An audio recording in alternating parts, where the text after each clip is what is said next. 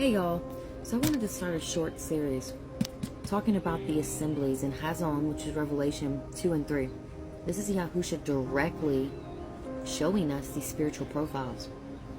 And I just wanted to break it down a little at a time. And this is going to be a historical, cultural, spiritual, modern day application, geographical, anything that I can fit in this video to help y'all truly understand who he was calling out, what he truly means. I'm going to try to give it to you. So the first one we're going to be looking at is Ephesos. So just picture walking through ancient Ephesos. White marble streets are shining in the sun. Ships are unloading cargo from every nation. Merchants yelling in all kinds of different languages. You pass these stalls that are selling idols carved from silver and gold. These are Artemis statues, fertility charms, lucky coins. And up ahead you stands this huge, massive temple of Artemis. Mind you, this was one of the 7 wonders of the world, the ancient world. Towering pillars, echoing chants, temple prostitutes waiting at the gates. Yeah, I said it. Spirituality was everywhere. But the truth was buried in the noise. In the middle of all of that chaos stood this small assembly of believers trying to stay pure. Let's read what he told them. To the messenger of the Assembly of Ephesos write, he who is holding the 7 stars in his right hand, who is walking in the midst of the 7 golden lampstands, says this. So the lampstand, it says the 7 stars in his right hand. These 7 stars are each an assembly, the 7 assemblies. And Yahusha is opening by reminding them, I'm not watching from a distance. I am walking among you. I see everything, the pressure, the compromise around you, the choices that you've made to stand for me.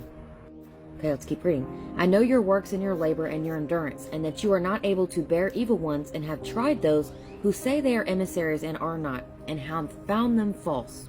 So think of it like this. In a city full of philosophers, priests, and self-proclaimed prophets, Ephesos didn't fall for every voice. They tested their teachers. They called out the deception. They were warriors, guardians of truth in a city drowning in lies. Okay, let's keep reading.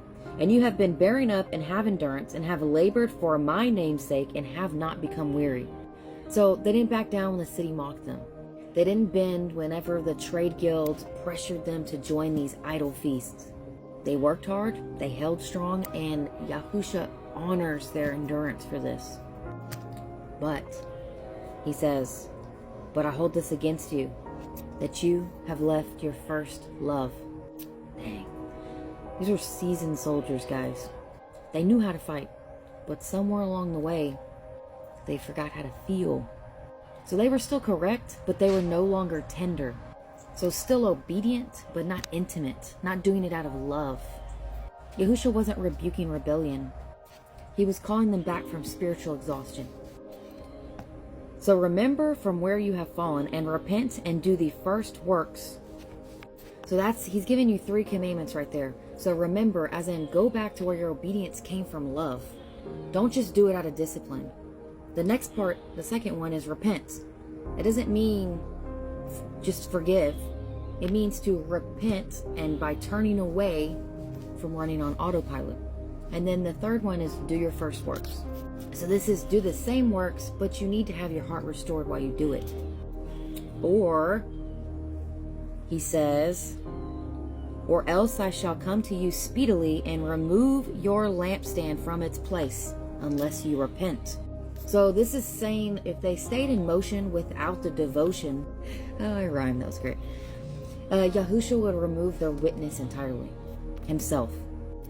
Yet this you have, this is verse 6, that you hate the works of the Nicolaitans, which I also hate. So he's reminding him here that you're right to reject compromises. He's saying, I hate easy blended religions too. But he's also saying, don't lose your tenderness and your zeal. Okay? He who has an ear, let him hear what the Spirit says to the assemblies. To him who overcomes, I shall give to eat from the tree of life, which is in the midst of the paradise of Elohim.